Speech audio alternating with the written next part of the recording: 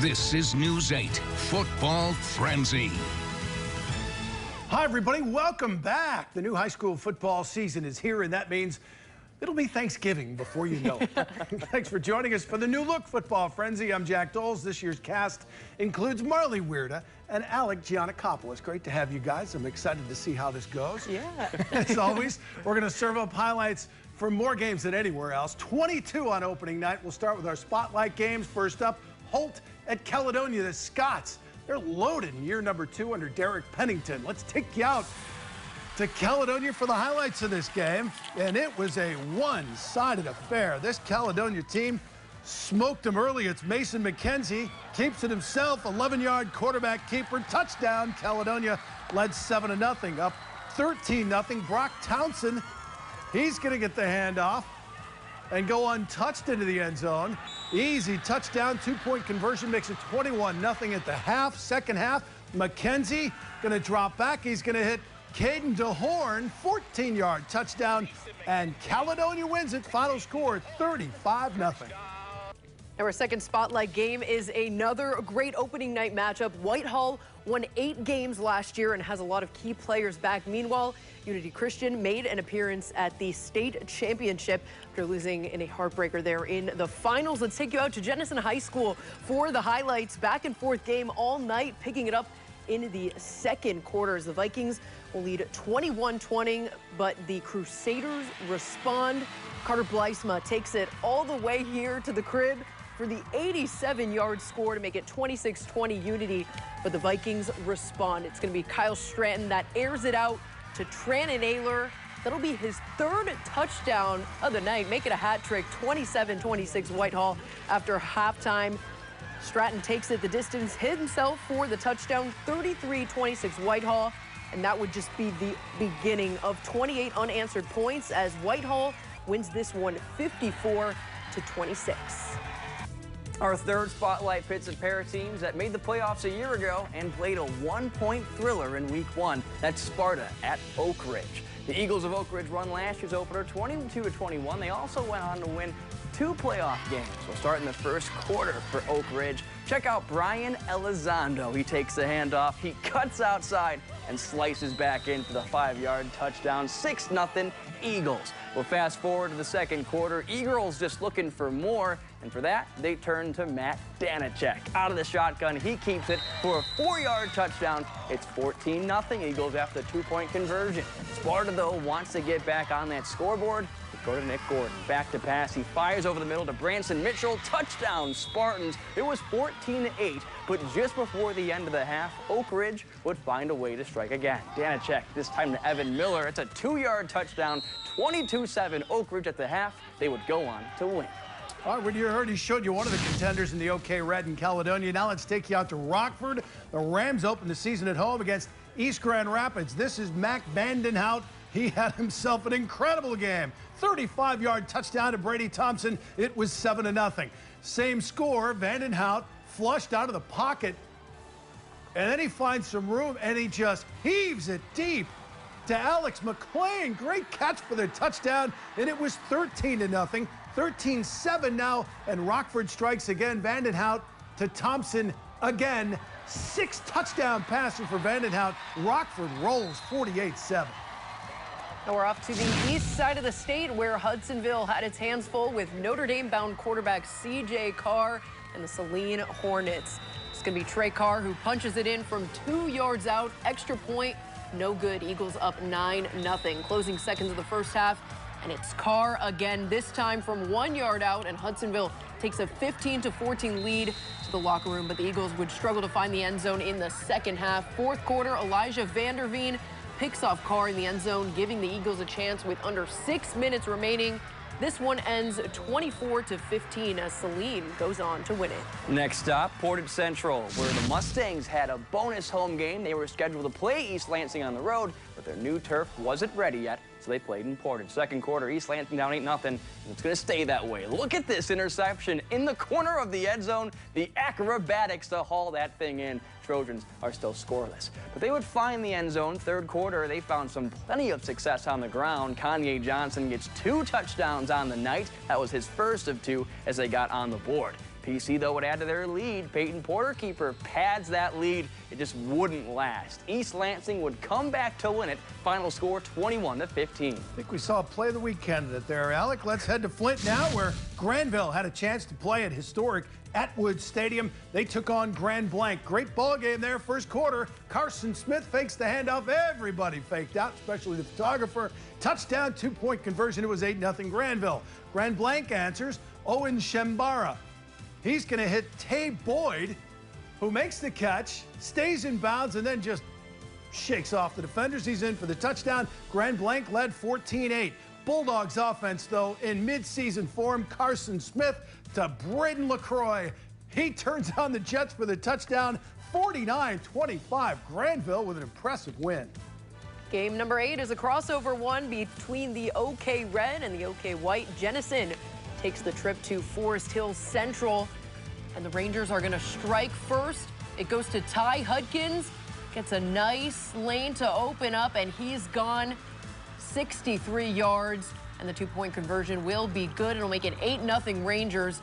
Next possession, Central on the Wildcat 11-yard line. Mason McDonald, direct snap, falls his lineman for 6 more.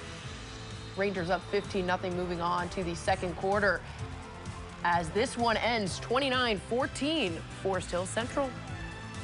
Next up, Grand Haven at Reese Puffer. Both teams trying to bounce back from lackluster seasons a year ago. A pretty by-the-numbers first play here. I wasn't call it a QB keeper. Very easy for Reese Puffer as they get the 12-0 score, I should say. The next play, a bit more complicated. Check this out. It's going to be Ross over to Johnson, back to the other Johnson for the flea flicker, and that's not just it. We got a spin move to cap it all off. Great play by Tate Vanderleest. 19-0 Reese Puffer is your final score.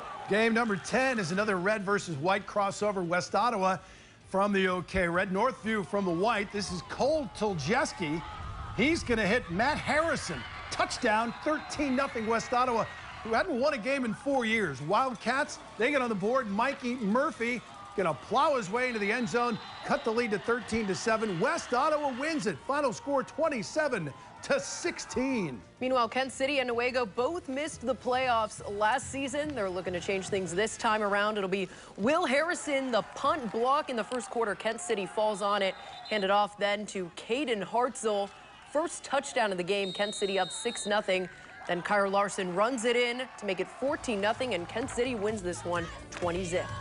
Our final stop in the first half, also from the Central States Conference. Central, Montcalm at Morley Stanwood. Lane Nelson shuts the door on this one. A pick to put this one away. That was a dominant showing. 38-0 as Central Montcalm cruises to a victory. Gotta take a break. When we come back, more highlights.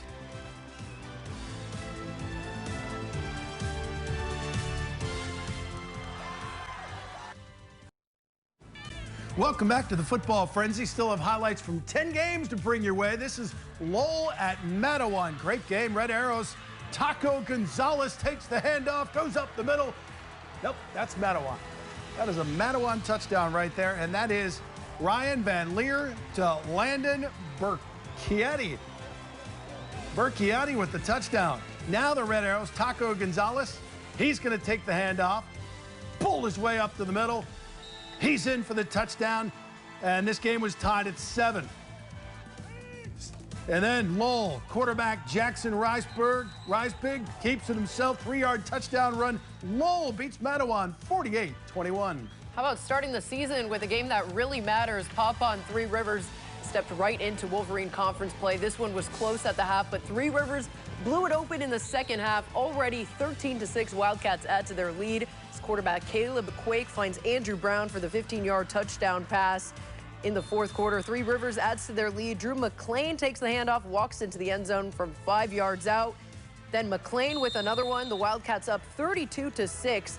Three River gets it over Papa 32-6.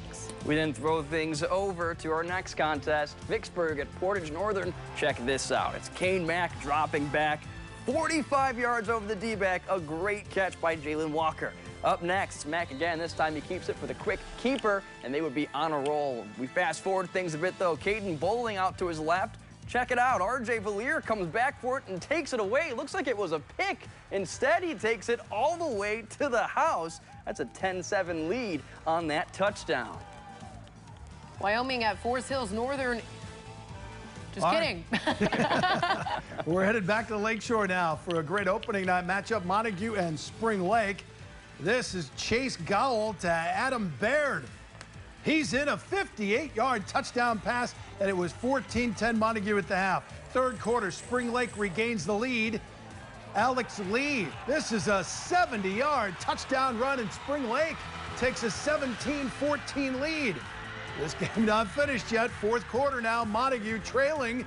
They need a big play, and they get it right here. Adam Baird gonna make that catch, and he's in for a score. Montague wins. Final score 20-17. I was really eager to get to Wyoming at Forest Hills Northern. Third quarter, it'll be Logan Hertzine at QB, and he's going to call his own number. How many tackles can one man break? 54 yards for the touchdown as the Huskies take a 21-7 lead. Later on, big play on the defense. Aiden Foley tackles the running back in the backfield, and this one will end 48-7. Forest Hills Northern. You gotta let the big guys eat. Let them eat, baby. Next stop, Kennewick Hills. The Knights open the season at home against Fruitport, and it was a good one. Fruitport struck first. Colin Jolman hands to Pascal Jolman. 14-yard touchdown to kick things off. 6-0 Fruitport. And they would find this one evened up as Jolman hands it over to Pascal Jolman once more. 12 yards this time for the touchdown. And your final score as Kennewick Hills falls to Fruitport 32-20. Game 19's in Middleville. Thornapple Kellogg open against Hastings. You like big plays? We got them. You like popcorn? We got that too. This is Robbie Slaughter. Gonna take that handoff and go 80 yards. Nobody's gonna, he's got sprinter speed. See a touchdown. That ties the game at 14 after the 2-point conversion. Third quarter, how about Slaughter again? Got a little oxygen, got a little rest. Now he goes 37 yards for the touchdown. Hastings goes on to beat Thornapple Kellogg. The final score 30-20. So we finally hit the 20-game mark with Grant at Comstock Park. The Panthers are the defending OK Silver champs. This is going to be Donovan Cummings. Drops back, keeps it 27 yards to make it 18-14 Comstock Park. Then it's Cummings again. Hands it off to Easton Hood for the 6-yard touchdown here. Final score 24-14 Comstock Park, a winner.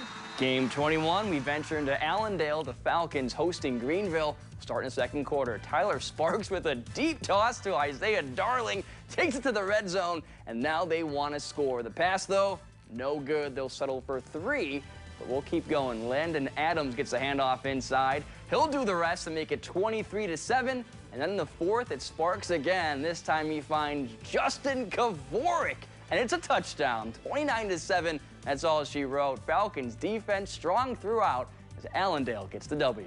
Got a bonus game for you. Owasso at Kelloggsville. And this was a good ball game. Second quarter, Owasso up 16-0. Hugh Doyle to Hoyt Patrick. Touchdown. That's a first down. Then the handoff. And Owasso is going to punch this one in. They win this one 42-18. That's 22 games for you. We're going to come back with some news about Mozzie Smith right after the break.